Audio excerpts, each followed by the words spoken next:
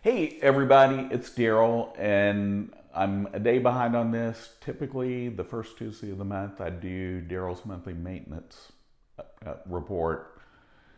And this week, instead, in honor of my mom, I just wanted to talk about the experience we just had. This isn't meant to be morbid. This is meant to tell you about my experience about what being prepared for the passing of someone looks like. My father died many years ago. My mom and dad had a prepaid funeral plan, and we learned at my mom's passing what they paid and what those costs would have been today. I just want to tell you, we learned the vast importance of this. My mom and dad spent less than $1,500 a person. Back when they bought these plots, they were $432. The day we went to go talk to the funeral home, they told us that same one would cost $15,000 today. Everything was taken care of.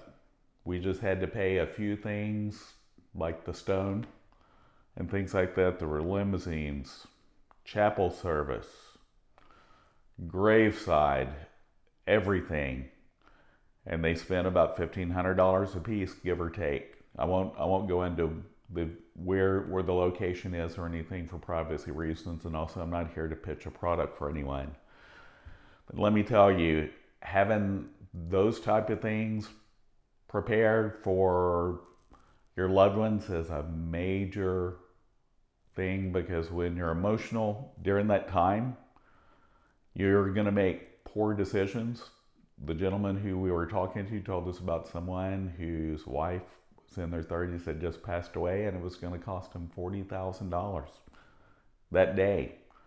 And they had to make all the decisions, plot, what to do, all that stuff. So this is here to say, this, just be prepared for that time. It'll come for everyone, but having something like a prepaid arrangement takes the weight off. They were telling us that if someone wanted to have a cremation, that they could do benches. There were all kinds of different things, but this is just something important. That the other thing we learned during this process is my mother also had a living trust instead of a will, which we set up many years ago after my father passed away.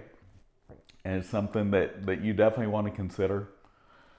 Nothing here is legal advice I'm giving. We did it to avoid probate. And what we learned is we wrote some bills after that some checks weren't honored.